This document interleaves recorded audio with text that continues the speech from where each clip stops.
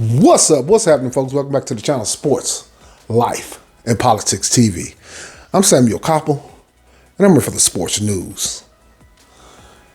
And as everybody knows, yesterday, the Dallas Cowboys lost to the San Francisco 49ers for the second year in a row.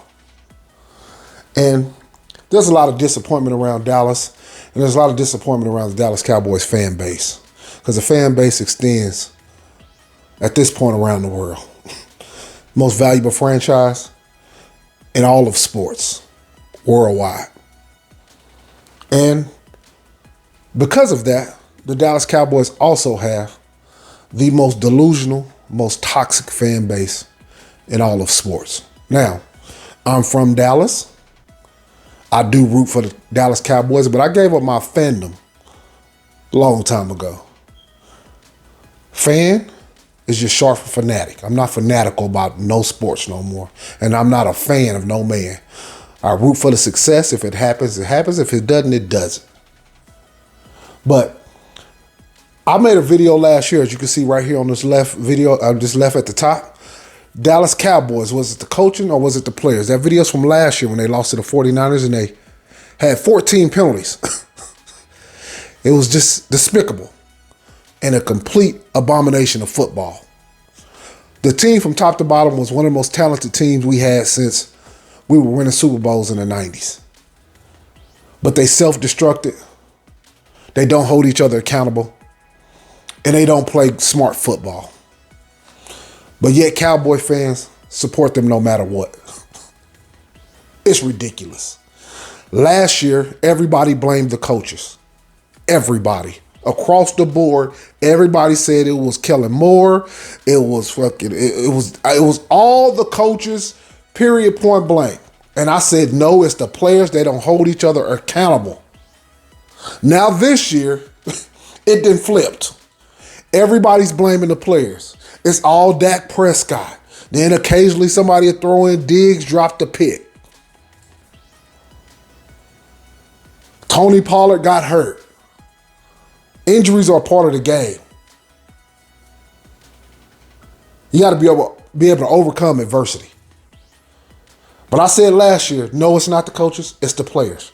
This year, people that finally came around and say, you know what? It's these goddamn players. Let's put all the blame on Dak Prescott. I don't think so. I don't think so. It's not all Dak. He didn't have no running back. We know Dak Prescott. I said it before, and I'm going to say it again. He's just a step above Garoppolo. If Garoppolo was on Madden, he's an overall 83, then Dak Prescott is an overall 85. He's not that good. He's a decent quarterback. He's good on play action, but you have to run the ball at least 30 times. I've said that over and over again. People told me I was a crazy man. Then people say, oh, well, he's missing wide open people. Yeah, but that's because you got to run the rock. You got to open up lanes for the passing off play action. He's not a read the field. He's not Tom Brady. This ain't Peyton Manning. Diggs didn't help. He dropped a pick. Ezekiel Elliott, he didn't do nothing. DeMarcus Lawrence on that key drive for them to score their first touchdown, DeMarcus Lawrence jumped off sides. They had 2 penalties on that drive. Somebody tackled a man out of bounds. I think it was Bland. If I'm not mistaken, I could be mistaken. You can correct me in the comments, but you tackled a man out of bounds. It's a lot of mistakes that's being made on the field, but Dallas Cowboy fans are so emotional and act like such fucking women when it comes to football. Now, I'm talking about in the context of football. A lot of Cowboys fans act like pure bitches. I'm not going to lie to you. But I ain't talking about they bitches in their everyday life, but when it comes to the context of football, we have a bunch of fucking women. And it's ridiculous. And I shouldn't even disrespect women because women don't even act like this over the Cowboys. It's sad and it's tragic. But I want you to look at this video in the middle. I made this video so you know I'm not lying. Let me see what I made this video. Let's look at the top. 5 months ago, as you can see right there. Made this video 5 months ago. What does it say? Dallas Cowboys, the most delusional fan base in the history of sports. 100%. They are. They believe even when they know they shouldn't believe. Last year, I went off and told y'all, stop being a fan. Just support the team. Just root for the team. And then I made this other video. Probably the best video I made on the Cowboys. Do you support the Cowboys unconditionally? I've asked people that. Should a person support their team no matter what? Across the board, I got yes. You have to be out your fucking mind. You don't support anything unconditionally. If your preacher man is sleeping with some of them guys in the church, in that front row, you don't support that shit. If your mom outside running over puppies and hitting old ladies in the head with a baseball bat, I'm not supporting that. You ain't supposed to support that. If your wife is out here riding ponies and deep-throating fucking cucumbers, you don't support that. Nothing's unconditional. All that shit is conditional. You do this, this, and this, and then I support you like this, this, and this. It's not conditional support. Unconditional support. I don't know where that shit came from with these teams, but you don't have to support the Cowboys unconditionally when they not giving you the effort. They on the sideline, fucking up. Ain't nobody holding each other accountable. Ain't nobody cussing nobody out. It ain't even almost no fist fight. Next video I'm going to go to. Dallas Cowboys. I don't always scream at my TV, but when I do, it's Cowboy season. You have a bunch of grown men who have attitudes, had their goddamn lip poked out and shit. They mad, they can't talk to their wife and kids. My team lost, so I'm sad. Get your bitch ass up, nigga. You don't control these teams. We don't own these teams. You don't have no motherfucking you don't get to choose none of the roster. You don't get to choose none of the draft picks. All you do is sit on the sideline, is either cry, complain, or watch and enjoy. But this team is never going to make you happy. Then I made this other video. All these videos is from 5-6 months, about 4 or 5 months ago. All of them. And this one at the top is from last year, but this video is from 4 months ago. Let's take a look and see when this video is from. 4 months ago. Then I made this one. In the middle, Cowboys, dumpster fire is a celebration. Look, when the Cowboys hit rock bottom, you get a real quarterback. You can ask for a lot out of your quarterback when you draft him number one. But when he's a 4th round pick, he's only going to ever give you so much. Tony Romo was an undrafted free agent. You didn't get Peyton Manning. You didn't get the cerebral motherfucker who can read minds on the defense. You're not going to get that in the 4th round. People say Tom Brady, but that's one in a million. That's the exception, not the rule. 99% of the time, you're not getting that. Tom Brady is a 1 in a million, billion type of quarterback that could get drafted in the 6th round and then turn into the greatest player of all time. You'll never get that again. In this video right here on the end, look what it says. Now let's see when I made the video. 4 months ago. It says Dak Prescott. This is before the season started. Not the future of the Cowboys, not the quarterback of the Cowboys' future. Dak Prescott is not the Cowboys' future quarterback. He's just not. He might still be here, but you're not winning no Super Bowl with him unless you buckle down and everybody across the board from top to bottom say we're a run first team and we're gonna that's our identity and that's what we living with. We're a run first team. Dak Prescott is a play-action quarterback, like Garoppolo. You can make it to the Super Bowl with Garoppolo if you dedicate it to the running game and you have a good defense. You don't have to waste your time putting all this money into offensive players and all. No, I'll put a nice percentage, 55% into the defense, 45% into the offense, and be a run-first team. But no, you put all this money into Zeke. He's old and overage. You put all this money into Prescott. He's a play-action quarterback. And this is what you get. I'm not mad at Dak Prescott. This is what I expect. If he has to throw the ball against a good team 40 times, 37 times to 45 times, he's not going to win that game. He's not that type of quarterback. That's why I say it's not all Dak Prescott's fault.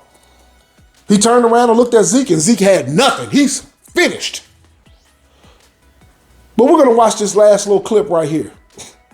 And this is indicative of Cowboy fans and fans in general, but especially Cowboy fans. Overly emotional children. This is pathetic. Let's take a look.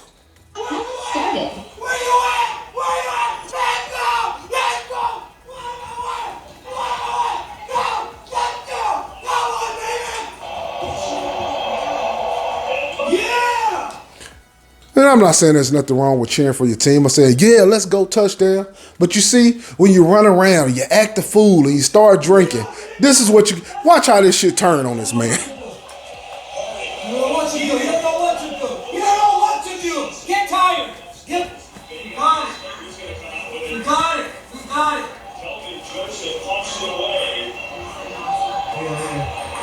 You got it. Come on. Come on. Cowboy ball. Cowboy ball. Yeah. Yeah. Yeah. Yeah. Yeah. Cowboy, baby. How it ended.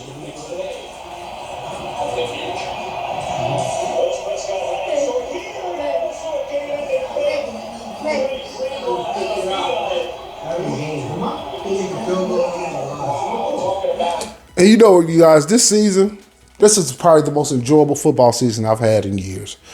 I used to watch every single Cowboy game, but I will only watch the ones now that's like on Sunday night and Monday night. Like when the Cowboys play on Sunday and it's like the red zone is on, I'm watching the red zone. I don't sit there and watch this shit. For what? I don't have to support this shit unconditionally. I'm telling you, I never had a more enjoyable football season than this past season I had this year.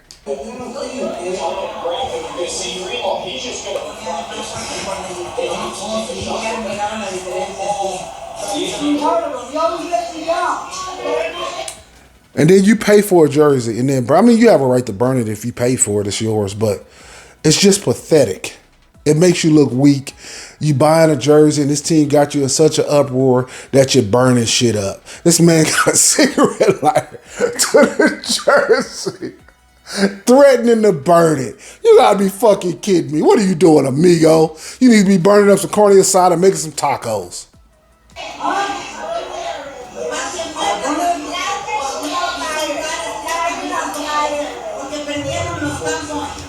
And this is what happens when you're a fanatic and not somebody who just root for the team and enjoy the sport for what it is. Football, basketball, baseball, hockey is for entertainment purposes only.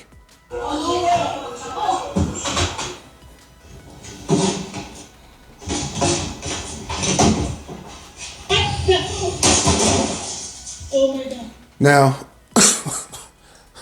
how in the fuck is that the TV's fault? You got this big grown-ass Negro throwing the TV on the ground with his Lamb jersey on. As if he could ever play any football with his fucking Lamb jersey on. And it's a perfect jersey because the Cowboys ain't nothing but a bunch of sacrificial lambs. But he puts his jersey on, takes his TV outside, and slams it on the ground. This is pathetic. Oh, my.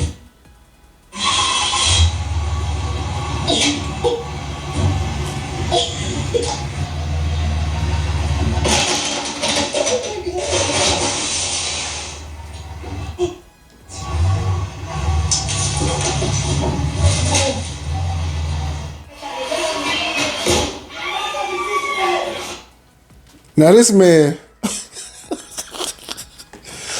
now but let me be honest, amigo, I don't know how much money you have or don't have, but you got a 13-inch flat screen, and you hauled off and hit that motherfucker like Diego Corrales. I mean, why would you punch that little bitty TV like that? The TV did nothing to you. You got your little football up there that your son done made at school. A little raggedy star up there, man. This is pathetic. And this is what I'm saying, man. This fandom shit gotta stop. It just makes people look like idiots. I mean, it really does. And then in my NFC playoff preview, I wanted Dallas to win. I hope they won. But I was realistic. I picked the San Francisco 49ers to win, 28-24. They end up with, what was the final score? I think it was, 23-16 or something, whatever it was. They won by like 7 points. And no, it was 19-12. I'm sorry. They ended up winning by 7. But I knew it would be, Dallas. And I said Dallas will have a chance at the end, but they just won't get it done. And they did. They had plenty of chances to try to make some plays, but they're just not good enough. Flat out, this team is always going to disappoint you. They're always going to let you down, man. Root for the team. Don't be a fan. Let's watch Amigo one more time.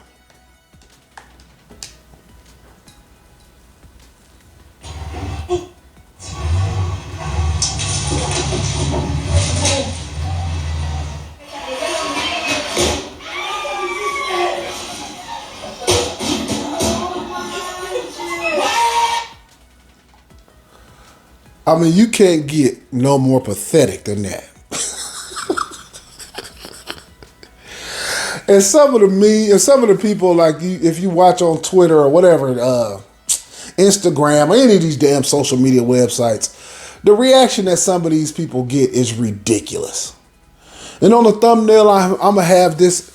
On the thumbnail of this video is gonna be, Dak destroyed my life. Because these people let Dak Prescott destroy their lives. They can't go to work. They can't pick themselves up. They sad. Man, after that game went off, I went out to eat. I enjoyed my night. I had a few drinks. Oh, man, who cares? You don't control this shit. Yeah, you might can raise a little hell during the game. Like, God damn, what you doing, man? Oh, my God, why would he throw that? After that shit go off, man, that's just like a television show. Like watching Yellowstone or Game of Thrones. That thing go off, it go off, man. It's just for entertainment purposes only, man. Don't let this shit drag you down, y'all. Seriously. Just get ready for the draft. Let Jerry Jones sell you on how great this next coming up season will be. Dak Prescott will still be your quarterback. Ezekiel Elliott might not be here. Tony Pollard broke his leg. Leighton Van Der Esch is looking to get paid. Diggs is looking to get paid. Wilson has got to get paid. Well, we'll see. And, oh, yeah, let me say one more thing before I left. Michael Parsons let the team down, too. He didn't play well. What was the big-time plays? Early in the season, motherfucker was telling me he was Lawrence Taylor. I said, wait a goddamn minute. Ain't no damn Lawrence Taylor. And as you can see, as the season went on, he wore down, and he's just not that type of player. He's a hell of a player. He's a Pro Bowl caliber player. But he ain't better than Bosa from 49ers or T.J. Watt from Pittsburgh. It's a few guys who, just a little bit better than he is. But he is a great player in his own right, but he didn't make no big plays. He didn't make no big plays against that last game against Washington. He didn't make no big plays in this game right here. This is where you need a motherfucker the most. We need you the most. Wasn't one strip sack fumble. Wasn't one. I don't want to hear shit about Tony Pollard got hurt, so that's why we lost. If you depended everything on one running back in the middle of the game, you never had a chance anyway. You never had a chance because you had a running back that you was paying $16 million to. So it is what it is.